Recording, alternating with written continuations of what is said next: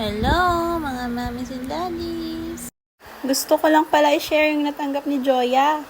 Sa mga hindi po pala nakakalam, si Joya po ay napili bilang isang baby ambassador ng Pastel Baby. Pwede po kayo umorder online sa kanila.